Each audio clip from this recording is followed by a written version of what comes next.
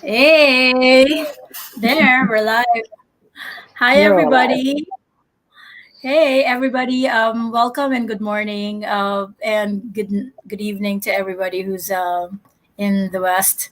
And today we are in the weekend habit #gurochat, and we're going to be discussing exploring connected learning. We were on a 2 week break, and I was on a 2 week break. This is my only 2 week break that happens every year. So I'd like to welcome everybody to the chat. And for those people who are watching on Facebook, YouTube, as well as on Twitter, welcome everybody. Say hello.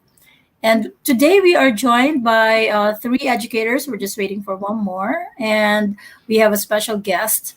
Mel is here. Hi, Mel. Welcome to the Weekend Habit. And we also have Lisa at the Requisos. Okay, so guys, just please introduce yourselves.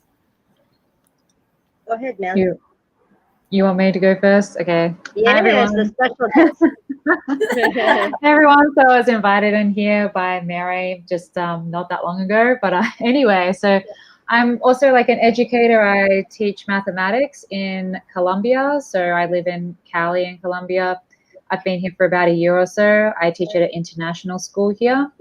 And we're teaching in hybrid at the moment, or high flex, where you sort of teach the remote and the in-person kids at the same time, which is quite an interesting experience.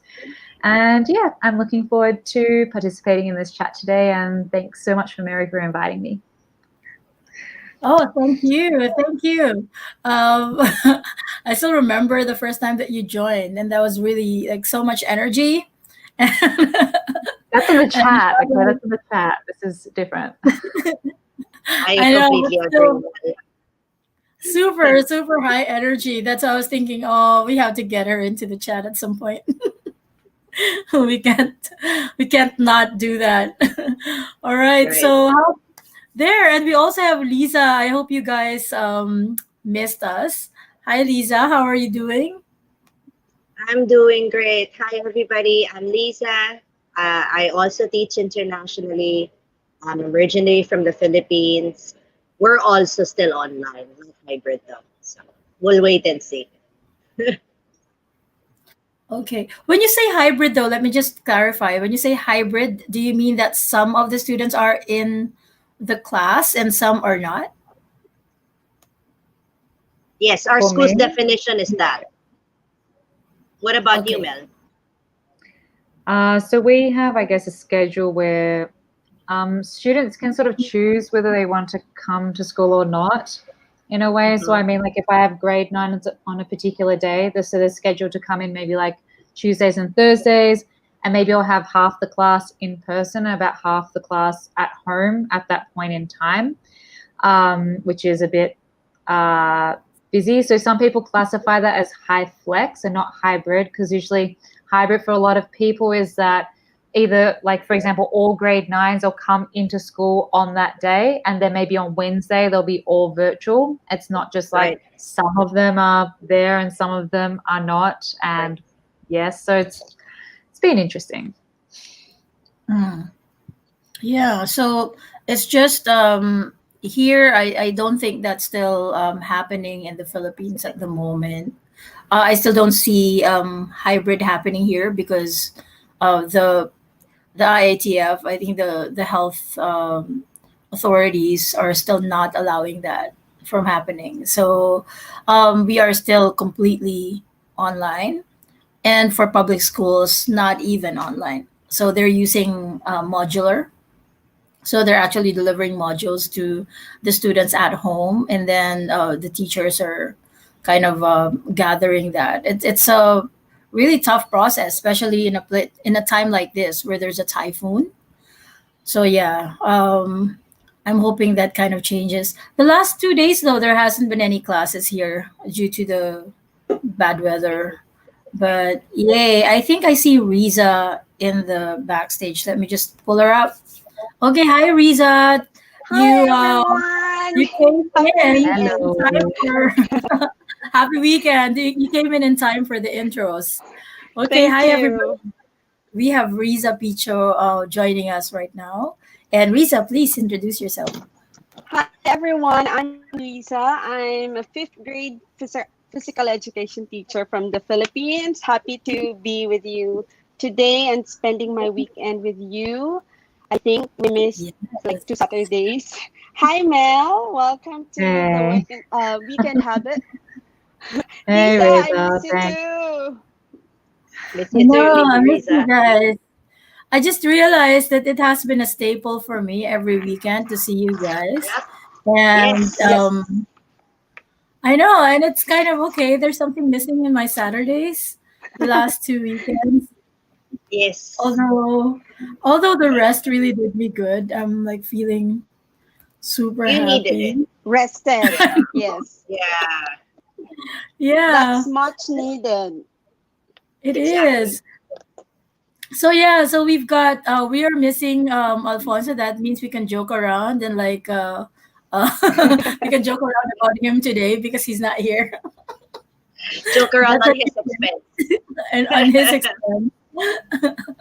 Hey, There. Pila's in the YouTube chat at the moment. Yes. She's in Mexico. She's also part of like Global GEG. Yes. Yeah. So it's really Nice. cool that she joined. There Hey, you Pilar. go. Hi Hi Pilar. Pilar. How are you? Like I love the GEG team is just so vibrant. So guys, I just use the hashtag gurochat when we're replying in the tweets. And we're gonna be using Q1A1 for this weekend. And here I think I've got my introductory question is what is in your reading list this weekend? Do you have anything in your reading list this weekend? I'm trying to read For One More Day by Mitch Albom. Oh, okay. Yes, that's I just I had so much screen time for the past 3 weeks, I think I have to really put away my laptop and my iPad, checking emails, checking all those turned in works, and just Yeah. enjoy reading just for the pleasure, not even reading for work, journals, articles, not anymore, or whatnot. Just Yeah. purely for reading, to refresh my mind, to have a different perspective of things because I feel like things are starting to get overwhelming again. So, okay, put it away and Yeah. pick that book. So, Yeah. I have a few books. I don't know. I For those of you who have been watching before, like I do read every day, and I'm a voracious reader. And my target every year is around 500 books, but I haven't hit that since wow. 2016. It's kind of it's difficult to hit, but I can't weekends I even hit 20 books. I can't hit Me 20 books in a year. also. Like I In a yeah. year, wanted to, but I'm I like, can't. I can only have like I'm, five, and five is really stretching it out already. right Agree. now Hmm. I'm like at 317th, I think, in my list. But Wow. I am It's really excited unreal. about. Yeah, I know, but it's a habit that I've built since I was 8, maybe 11. So it's been a really long time habit. The other thing though is that I am so excited about J.K. Rowling's new book. So she came out with one on November 10th. So I just got it. It's the Icabog. So I'm just gonna read that. I've been putting that in my weekend reading list. So I'm gonna read that this weekend. And I am extremely excited about my favorite author is Brandon Sanderson on the epic fantasy side. So he's coming up with his fourth epic fantasy book called The Rhythm of War. So that's coming out on November 17th. Yeah, so yeah, we're like, I've got these books kind of lined up. Like November 17th, Obama is also coming out with his The Oh, Promised Land. really? Yeah, his Very cool. first part of his memoirs, called The Promised Right. Land. I'm gonna I'm gonna read that. I did like Michelle's Becoming. I like that I've read book. that as well. It's really good. It's really good. I Yeah. like how personal it was. So I'm feeling Yes. like there's gonna be a lot of humor in President Obama's Yeah. book as well. So I'm like super Right. excited about that. There's so many other books right now that are coming out. Like I do download that every week and like take a look at what's coming out and then see. I am quite excited about the J.K. Rowling book. I read the first 3 chapters yesterday, and it had the characteristic fairy tale, very young voice, Harry Potter and the Sorcerer's Stone feel to it. You know it makes me feel very excited. So yeah. Pilar is asking, how do you read the most, physical or electronic? Um, I I used to love read physical. physical books, yeah, but I can't anymore because I realized that there's no more space in my house for the books. So I started reading electronically, and it was just so much faster. And I love the analytics as well. Like it tells you how many hours did you spend reading, how many books Yeah. have you read, what is your reading speed, and all of those things. And Yes. that actually helped me to. Okay, I didn't realize I read that much until I started reading digital. Right. There, Shannon is working on Wanderlust EDU. Nice. I Hey, would really Shannon. recommend. Yeah, hi Shannon. Teacher Hi, Razel's also here. Hello, Shannon. good morning. Yay! Teacher Yay. Adele. Hi, I'm Teacher so Raz. happy. So happy to see you here. You're the same as us. We used to lurk a lot before we started joining the chats. Yes. Right. I mean, just look at Mel right now. Mel has just been commenting on YouTube, and look at her. She's here now.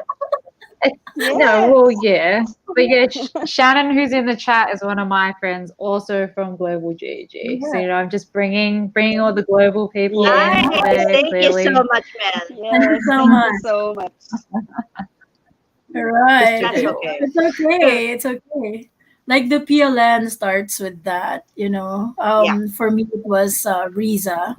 I started with Riza way back 2017. Although during that time, I Yes. already was connected with some people on Twitter, but not with Filipino teachers. Riza was Yes. actually the very first one that I connected with in the Philippines, which is, I think, Yes. quite weird. Incredible. Yeah, it was quite weird because we connected in the, I think, ties. And then it Yes, started there. Yes. that's right. That's correct. There. So Shannon is saying you're incredible, Mel. Well, okay, so I'm super surprised. So I just sent this YouTube link to one of my colleagues, like Paula. Paula, I work with her, and she's Yeah, jumped into the YouTube. So hi, Paula, you're amazing too. Yay! So cool. I love it. Thank you. So there, let's take a look at our question one right now. We've got Q1. And how do you define connected learning for yourself and your students? Let me just post that on the tweet as well. Okay, crickets, guys.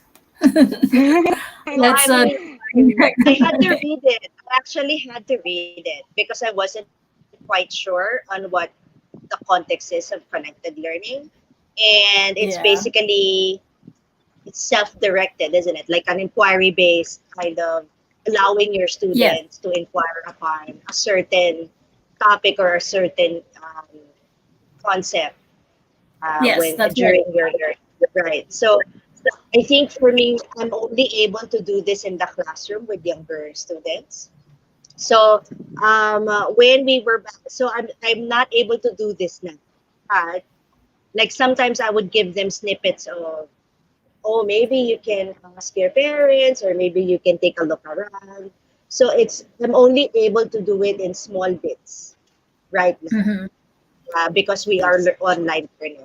But then when we were in back in the classroom, there would be a time wherein, especially if it's a research based kind of unit or discussion, then I would ask them to choose something that they're really interested in. So let's Yeah. say, okay, so we're talking about natural disasters. Can you choose something from that? So it's always based on student agency, based on their choice. Yes. So then I will get more from them because they're so engaged into doing it. So I think Mhm. that is how I would How you define define it. connect. Yeah. Yeah. Yeah.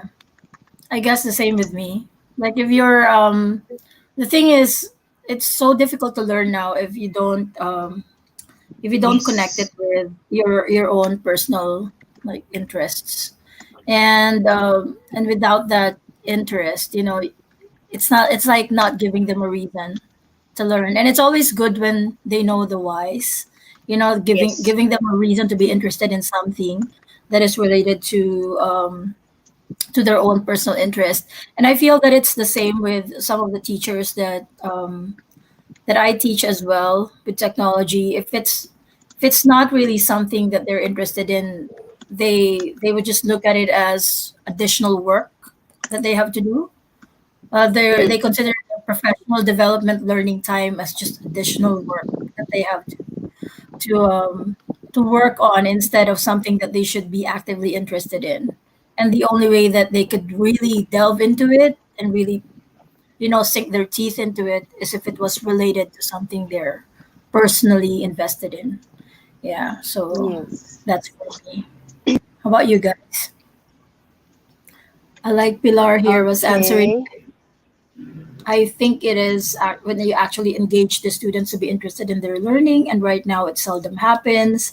I feel like my kids are getting burned out because the school makes us keep full schedules, even though we are Even though we online. are So it's online. meet after meet with almost no time to let the material sink in. That's so true. Mm. Uh, Yeah, that's what happened to our first 3 weeks in school when we started in July.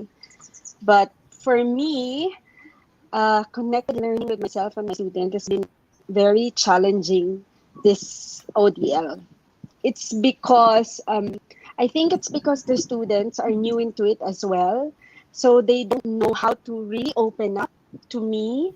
So even if I mean, start a conversation or open a particular topic, uh, it would really, out of my 33 students, there's only one, two, or three who would react and would share. So until now, it's still a process of growing into each other, knowing what we like, knowing what they prefer to do.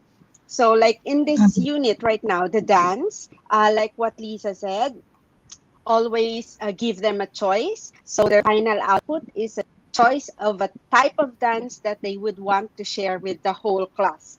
So it's mhm, the final product is not about what I like right now, but what they can apply right now in their life. mhm, Like what type of dance mhm, makes them excited or inspired to share, inspired to move. So something like that. So some are warming up into it already. And so I feel like, aha, so we are slowly getting into each other on what you like and what I like, and maybe this could be a good, start of forging that connectedness in the classroom despite the ODL. I'm gonna put a note in there and then just have a follow up with that with that dance thing. But I think I'm asking that Okay. in another question. So, but I'm gonna follow up with that later on. Okay, so I have an app in mind, but yeah. So there. So I think I've got my second question up though, which is time is so fast today. I don't know what's happening. Is it because it's nearing Christmas? Yeah.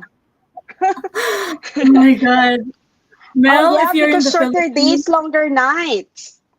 that's true. Like if you're here in the Philippines, Yes. everywhere you go, you're going to hear Christmas songs.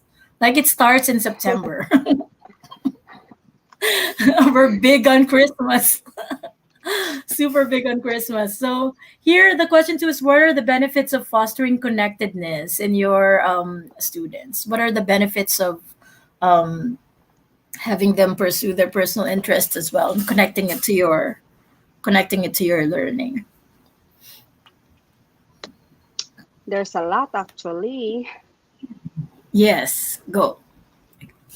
Yes. I'm So for one, I mean, students learn to communicate openly if you have that connectedness. So, because I believe communication is really key to truly understand right now what's happening with them. Like last Mhm. term, there in the reflection, I would always ask them, "What challenged you in this lesson or in this topic?" And I would always see and read none. And I do not Mhm. believe the word none because of course they have not been submitting their task. I mean, I really have to email, send private comments, and then in their reflection they would tell me none. So during synchronous class I would prod them and process why none. So I would give situations where it would, help them reflect that, yeah, that's challenging for me. Because I think it goes back, Lisa, to what I've been telling before, that our students are not really trained to reflect on their personal work, on Mhm. their quality, not even quality, just purely their learning process.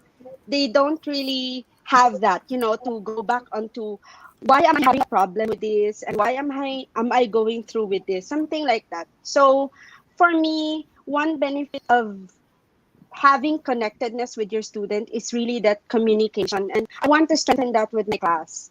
So I'm Mhm. really trying hard.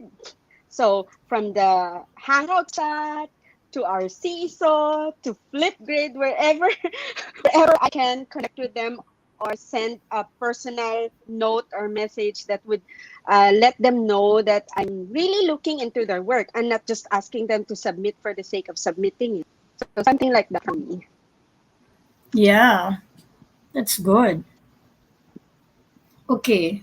Yeah, I think for me, like with connectedness, I guess like I've always thought of connectedness as just like connecting with the students themselves, as in like having the SEL, so like the social emotional learning Yes. aspect, to have that connection with the kids initially. Because honestly, I know that virtually it can Mm. be quite difficult to have that connection with your kids initially, and you have to put like much more effort into making sure you get to know them more, get to know them about their personal interests, what they're Yes. into, what they like to do.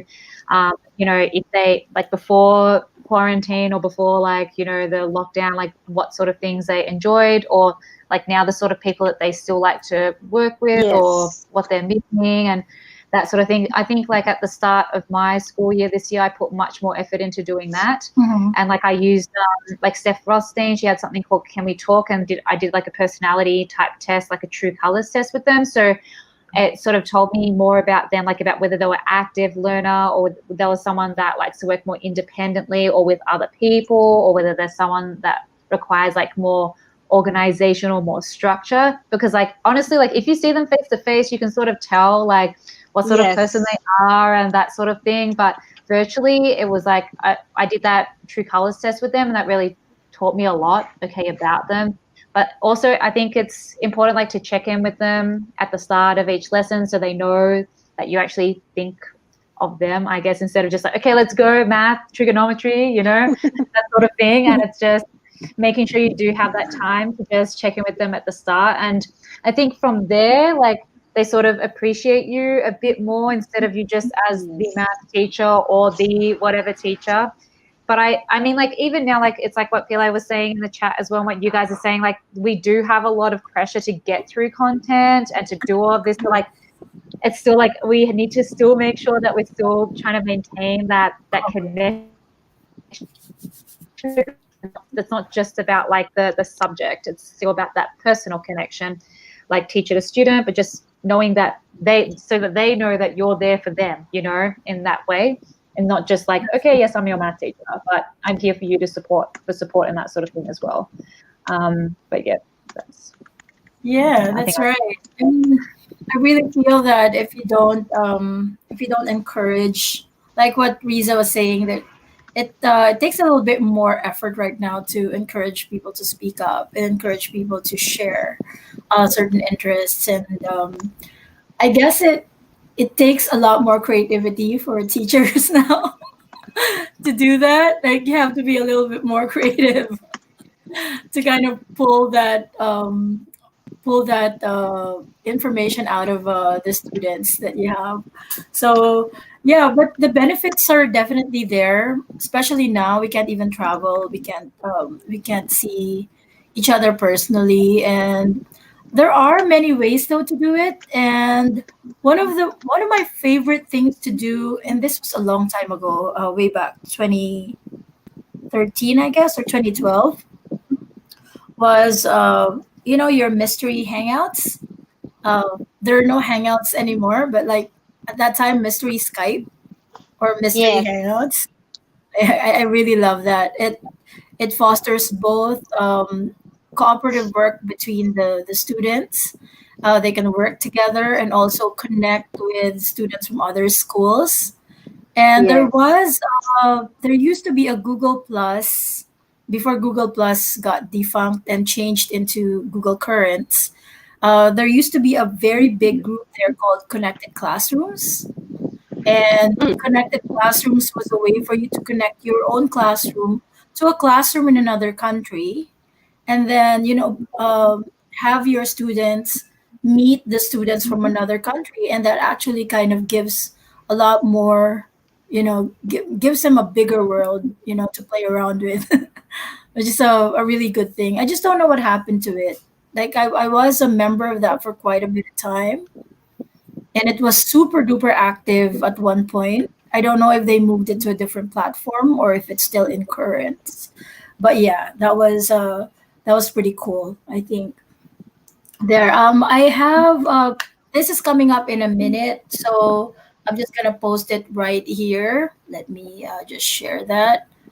My third one is, how do we promote connectivity through learning activities? Like, what sort of learning activities do you actually do to to promote the students actually applying their personal interests into their work, etc. I think that's it. Like I said earlier, just taking student agency into account. How can I Mm. connect this with students' How interests? might we? So, for example, yes, for Yeah. How example, if might you're having we? an activity, yeah, how might we, right?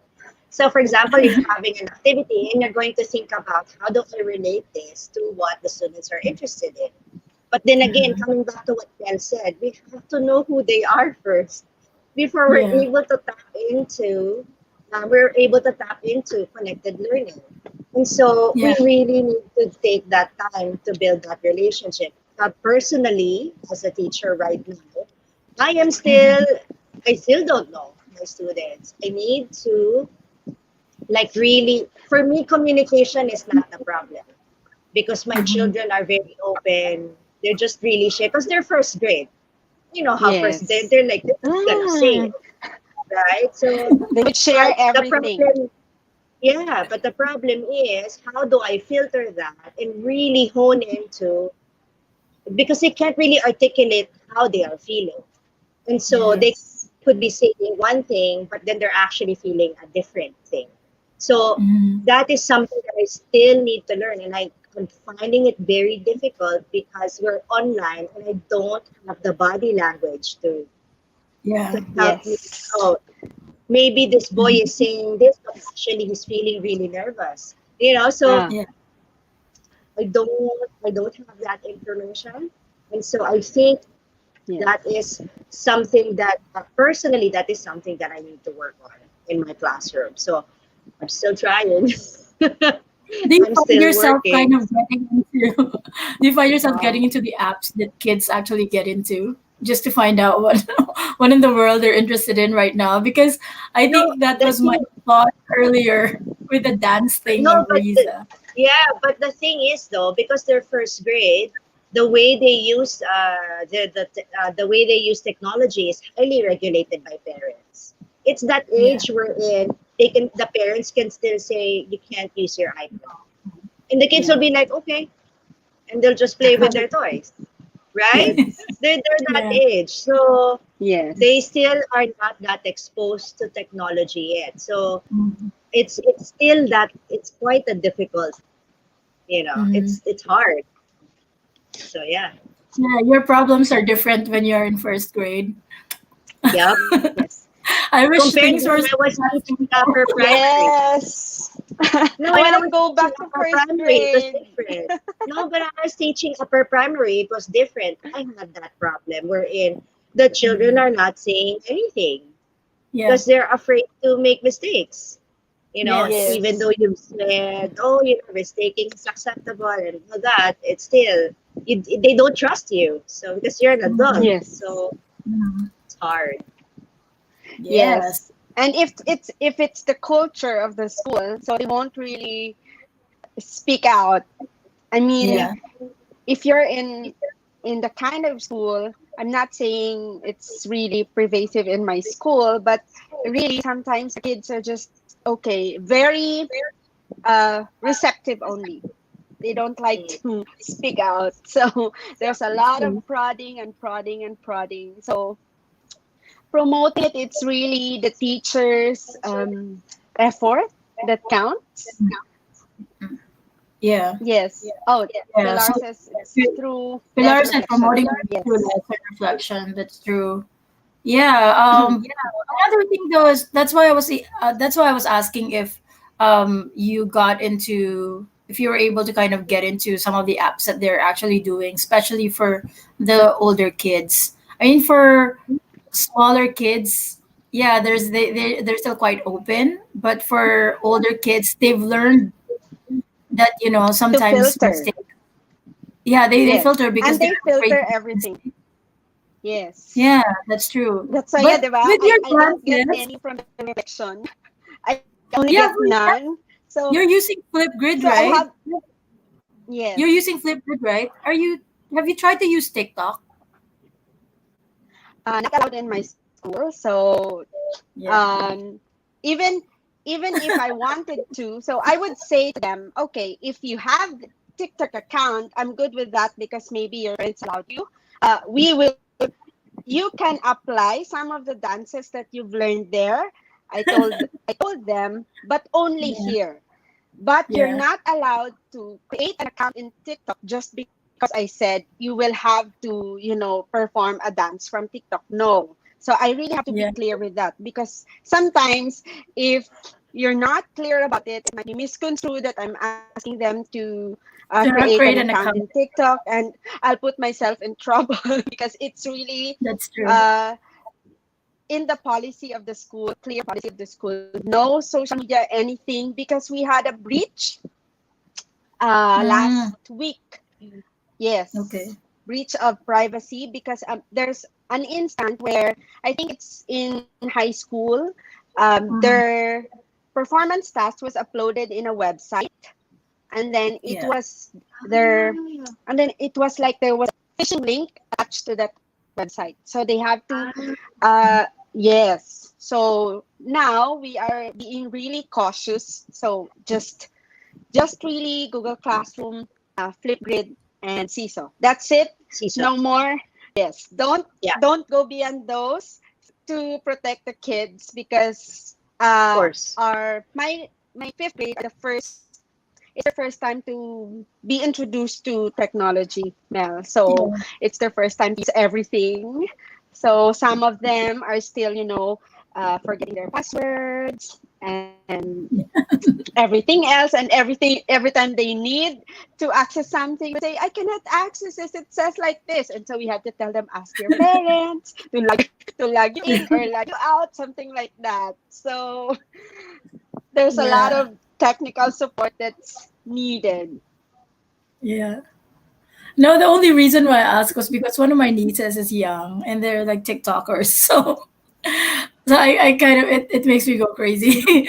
And one of the things that I actually like, and they actually taught me how to do it. Like I don't do TikTok, but so I said like, what is this big deal about it? So I asked them to show me and then tell me like, how do you learn it like so quickly?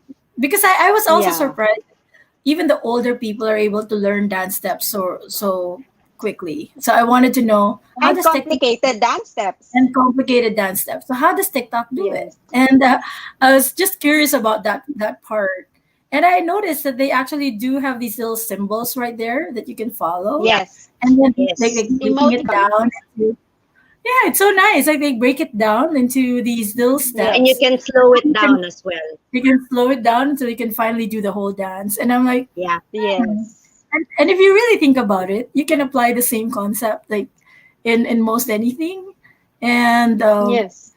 that was actually pretty cool for me because if that app can teach older people to dance that way, I mean, what else Yeah. can it What's teach? wrong Right? with that?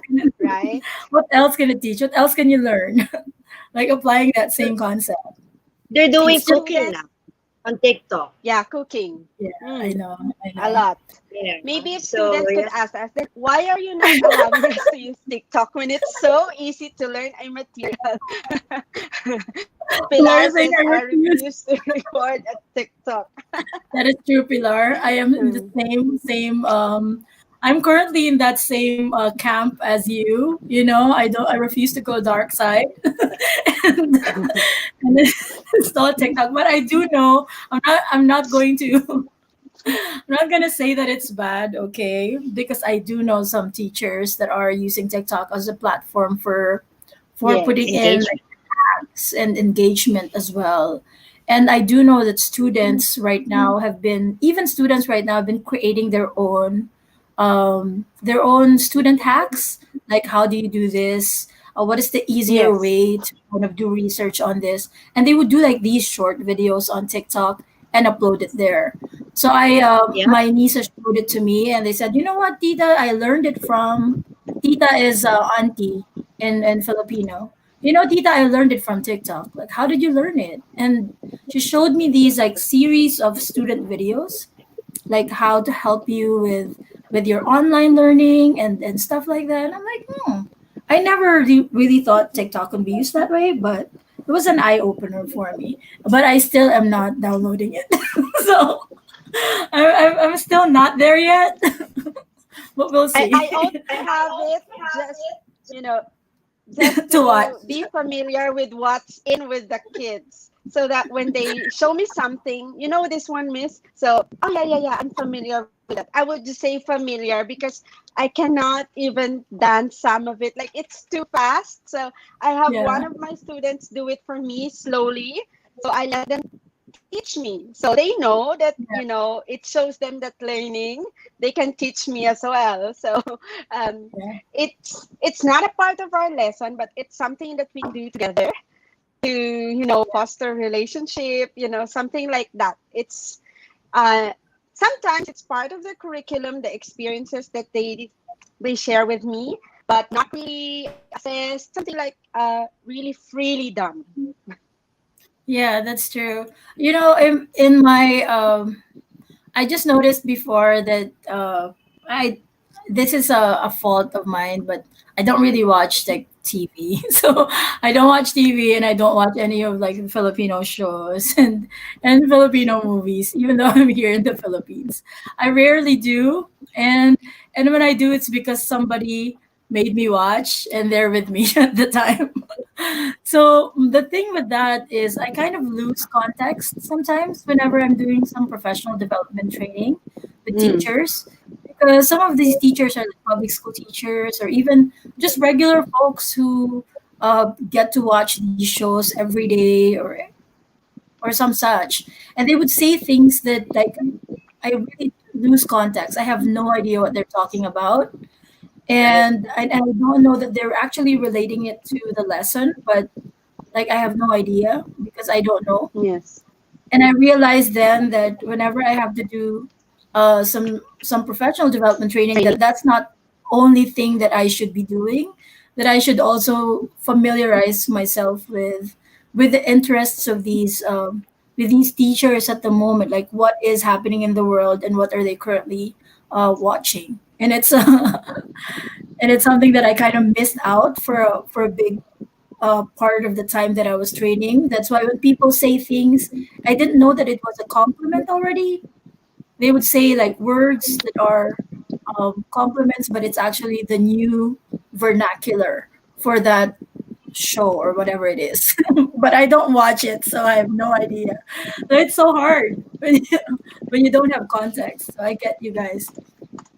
I have my fourth question now, which is what methods? Oh, this is assessment. Like, how do you know? How do you know that you're actually fostering connectedness with your student? How do you know that you're effective? What methods do you use to assess connectivity in student work? How do you know that they're relating their personal interest to the lesson? I guess like in MYP, so like Lisa will also know about this as well, I think, because you're also at IB school. So like for mathematics, they do have like one of the criterion is like applying mathematics to real life contexts. And the way that we assess that is usually through like a pretty open project. They might have a scenario, but then they have to like put their own spin on it or answer it in their own way and relate like to justify like whether something is realistic or not based on their own understanding of the particular area.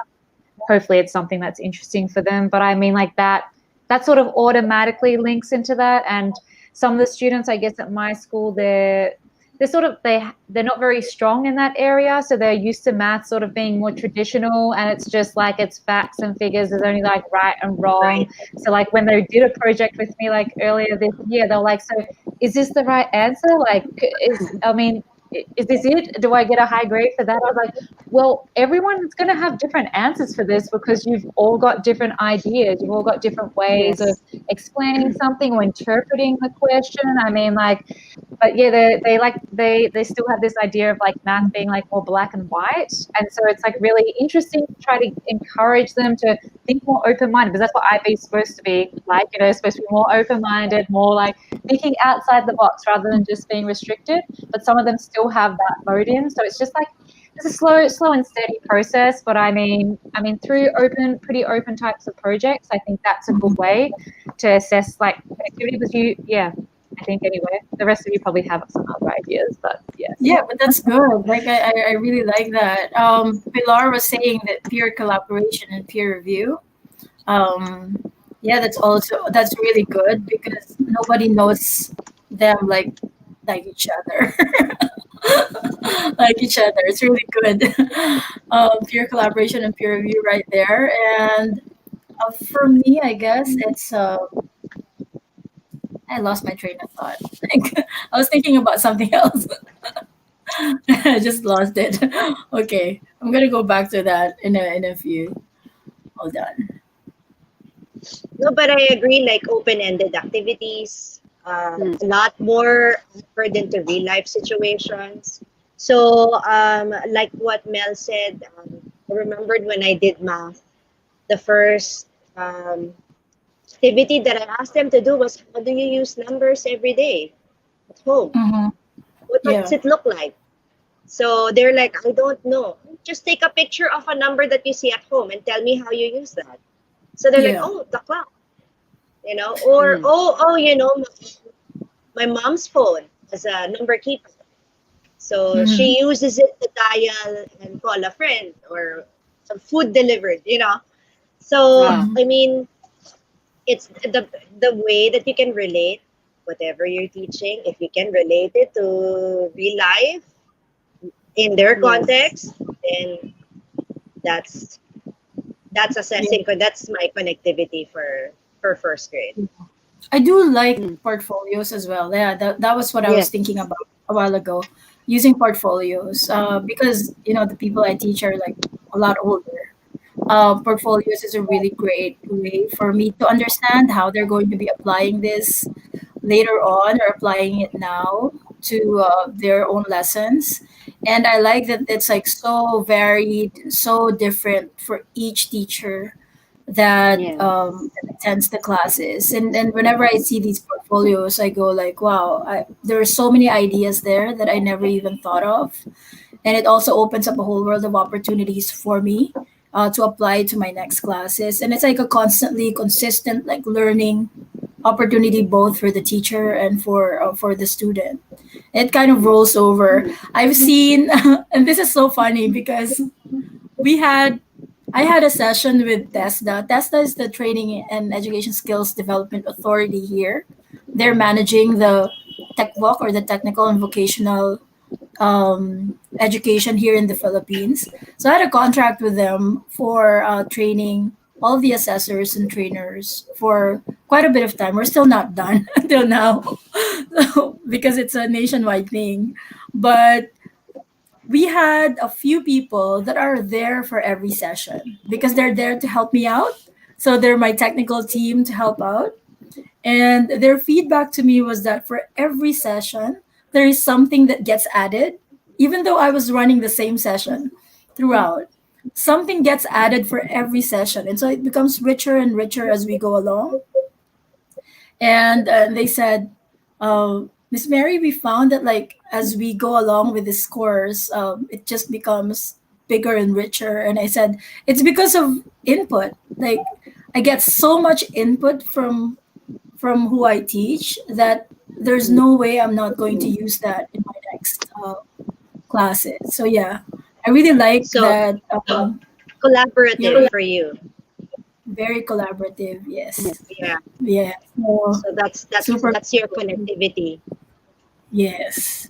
So Mel is saying peer collab is great. It's That great. is so true. Yes.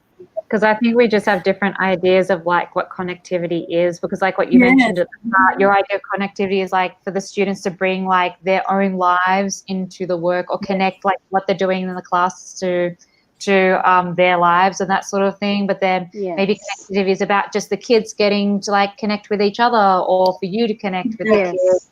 It's not just about like the subject content necessarily. Like my PLA was mentioning, like peer collaboration or peer review, or just like getting to reflect on things through like anonymous stuff, I guess, like having like Yes. things like I guess like TEDx or Nearpod where they can just reflect and just do it anonymously, so they can just all share and they could all say, oh, this person has a similar opinion to me, even though they don't know who it is. I mean, it's just like Yes. they're not worried about just sharing and they feel like, oh yeah, so they don't feel like alone, you know, they can still have that. I mean, like, and as a teacher, Yes. you can decide also if you want to share that with everyone or not, and whether Mhm. that person wants to be identified or whether it's just going to be private. I mean, That's it's true. really, I think those sort of platforms, I know later on we're talking about apps, but I mean, like, yeah, but anyway, okay, we'll I leave that do for Yes. later. love that. I I agree. love the anonymity. I do love the anonymity that it provides. Like Nearpod and Pear Deck are so good with that, and it validates, the students as well. It makes the Yes. shy students speak up. Like some shy students, they're just afraid to speak up because they don't want to put their name into things. They just so That's I true. love the anonymity of Nearpod and Pear Deck. I know that there are people who are just gonna swear by Nearpod and some are on the Pear Deck camp, but I feel that they're kind of almost similar in that they Right. encourage so much engagement and student voice. Yes. So yeah, Yes. I love that. Our last question is coming up, and that's I think the reason why Mel was saying, okay, I'm just gonna go with apps on this. Okay, give me a second. So our last question is just what apps do you often use to explore connected learning um, with your students? So, yep, Seesaw. Sisa. Seesaw. Yes, Sisa, Sisa forever for Lisa. Seesaw forever. Plus the Right. Google Classroom. That's the official LMS I of my know. I school. just And then, of course, Flipgrid. So Yeah. it's yes. very student friendly. And I like both. I like all. But Seesaw is really for me. Like, it Mhm. has everything in it. Like there's a family connection, you have your one-on-one communication or comments with your students, and if you want to group them, you can tag them together and work in one material. So something like that. So CISO for me, although I think it's not fully explored yet in my school, I hope they see how beautiful it is for student learning as well as teachers. So, Lisa, they were trying to look into using the skills to rate Nice. the students. So, but the teachers are not yet willing to start. Go into So, that. I'm Yeah. starting, yes, I'm starting with the PE teachers only. So, for some, just so they could rate, because Mel, in my school, our PE teachers are teaching two levels. So two and second grade and third grade, one teacher only. And that's about maybe 500 students. Oh So, my goodness. yes, I know. That's I've crazy. been to that level. I promise, guys, it's true. How? So, How? I don't How do even you how do know. you even I how do I you how do you even do that? I did it for 3 years. Kindergarten, second grade, and third grade. And I don't know how I Oh, managed. I survived that. And so my co-teachers this year uh, took my position, the second and third. And so they are having a hard time um, rating the No kids' kidding. performance. So no kidding. That's why I told them, please, please, please, let's use the skills. So it would make your life easier. It's easier for you to rate even that part because ODL e-learning is not easy. Both for the teachers and the students and the parents. Like you have to rate, you have to review all the videos that are being submitted, and that's like 270 videos for them. Yes, oh, that's that's our true. reality. That's I our do like. reality. So So basically, you kind of reduced it by half now because you used to like handle like 500. Now you have yes, 270, which is still, oh my yes. goodness, I reduced still it a to lot. one level, and I'm aiming for one kindergarten class next year. So I just want to experience having one class, not all 8 sections. That's And super, I've that's been superwoman doing. level. I know that's why I really want to. I'm really wondering how do teachers do it in other schools when they only have this kind of students, and especially IB. I mean, you don't have a lot of students and you don't have a lot of sections, unlike in my school. Meet Mm, for class. Ayan, Pilar. So there you have it for me. So yeah. CISO has been helping teachers for the early years in my school, but I'm still using it with my fifth graders because I believe in its usefulness in my class. Mm. You know what? Sometimes, and this is not to, this is not to make teachers feel bad about things, but sometimes I teach really older, like a lot of older teachers that are afraid to use technology. And I Mm. approach it like I would approach teaching very, very young kids. You know, that's why Yes. I have Sintra boards printed out of all of the icons. Like, because sometimes I would tell teachers, like, click on the share icon that you can find at the upper left or upper right corner of your screen. They would go like, where is that share icon? Like, you know, so what I do is I print out these nice little boards of the icons and I go like, you see this? Click on this. Because it's just so hard describe it because people are not really able to understand. And I've been doing that Well, for years now. Then I told myself if I was gonna teach like older teachers on how to use technology, I would approach it as if I was teaching like really young kids that are Yes. using something for the very first time. Yep.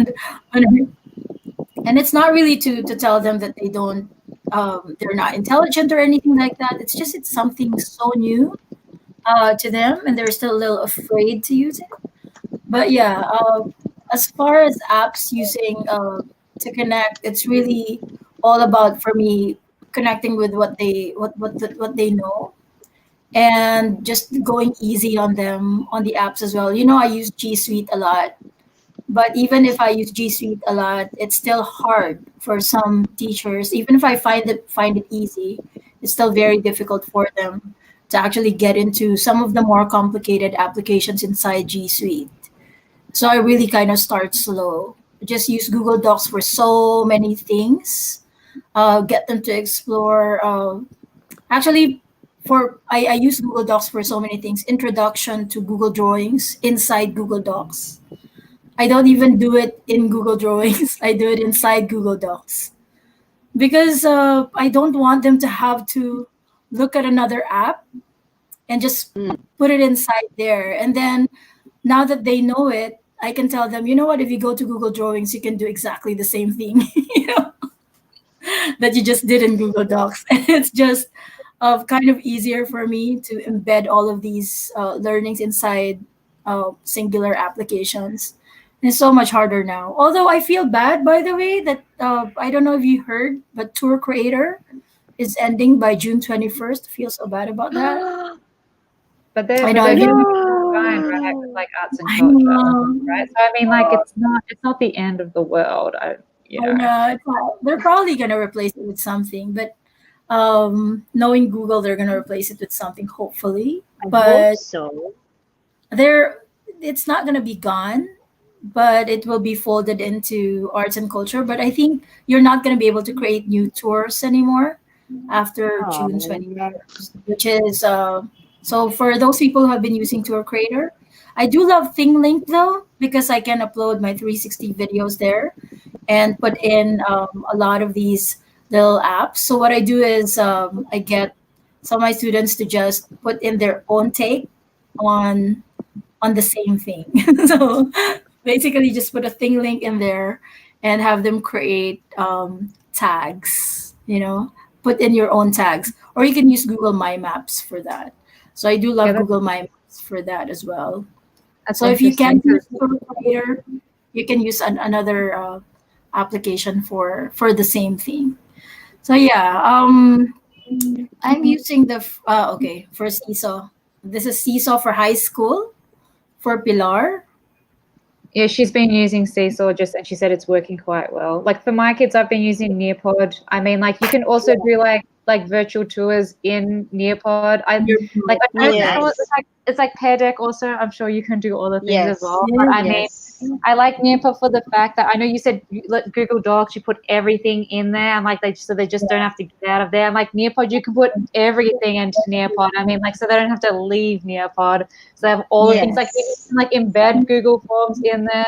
Can't really yeah. put Jamboard in there. Like I like using Jamboard a lot as well, like for collaboration and just sharing stuff and whatever. But I mean, like in Nearpod, you can have the drawing tools, you can embed the 3D views of who knows what, and I mean, it's just really I Amazing. enjoy it, and the kids do like using it. Usually, I mean, like when the first time they use it, like, what is this? And I was like, it's Yeah. Nearpod. But I mean, like I know it's like it's hard to be like, okay, so which tools should we use, and you know, like how do we not overwhelm them with all the things? But I think like what you mentioned, like with Flipgrid, look, it's really good for connections and the fact that they don't have to show their face. I mean, like you can also embed that into Nearpod, by the way. I mean, like it's Yeah. all. Sorry, I'm just gonna keep It's saying that. there. But yeah, I think it is really good for fostering connection and having good links with and just getting them more involved. You know, getting them more involved in classes and that sort of thing from like all sorts of ways, like not just the G Suite, but other things as well. But yeah, It's Yes. true. I do No, like I that. get. Yeah. Go ahead. No, I get what Mel is saying. Wherein, as much as possible, you try to make it easy on the kids. Like here, Yes. here, it's all Here here. it is. Yeah. Everything. Please access and share your thoughts. You can share Yeah. it any which way you want, and but it's all in here. And I think it just lessens, less buttons to push, less complications. It's a lot Yeah. easier to engage them. It's a Yes. lot easier to make them feel comfortable with technology. Mm. And I think that's also one of the hindrances with student connectivity or just Yeah. connected learning. It's because the technology right now, I mean in the Philippines, It's just internet, holy cow, this is really bad. So I internet here mean, is yeah. So how do we make it easier for them to be able to share their ideas or their thoughts, and then Mm. yeah, just place it in a one-stop shop, have it available, share That's it any true. which way they want, and I think that's one of the ways that we can encourage yeah. connected learning in Yes. online learning. I do remember before when I was in high school. This is a long time ago, but uh, my favorite subject in high school was a subject called research. And the reason why I like it was because you can't cheat, you can't copy from another student, because Yep. every question, your answer is going to be different from your classmate, because every single student has their own research that they have to deal with. I was studying in a science school, in a science specialized school. So that means we were assigned a research subject, that so basically a topic that we will choose for the entire year. So we're gonna have to do research on that topic, on that science topic, whatever it is. At that time, I remember I was doing a renewable fuel or energy. That was my research at that time. I was 14, so I was kind of a nerd.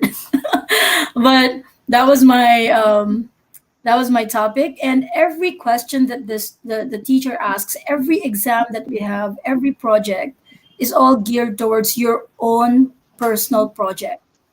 So you can't copy from another person's project because they have a different one. So if the teacher asks about methodologies and your analysis, etc., you're going to have to apply your own project to that. And I find that exercise to be, that entire year to be so exciting. That was the most exciting subject I've ever had in my life. And I still find that to be a really great lesson about personalized learning. And it's yeah. So I'm looking at the time though, guys. It's already an hour. Like I said, time flies so fast. But I'd like to thank you, especially you, Mel, for this week, for joining us. Thank you for joining us Yes, this week. Mel. My pleasure. I'm honored. I'm honored that you asked me to join. Okay, you guys are like all famous Philippine people. I'm just like, okay, okay. I'm That's just not gonna true. stand back here. Okay, I'll be in awe from the chat next time. Just be like, okay, guys, this is so amazing, and I'm yeah. That's Thank what I'll be you. doing now. We're gonna get That's all. some more people in here in the future. Thank you so much, Riza and Lisa. Thank you, and Laffy, wherever you are.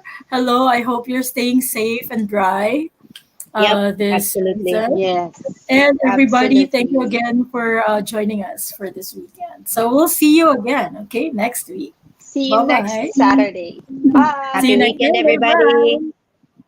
Happy weekend.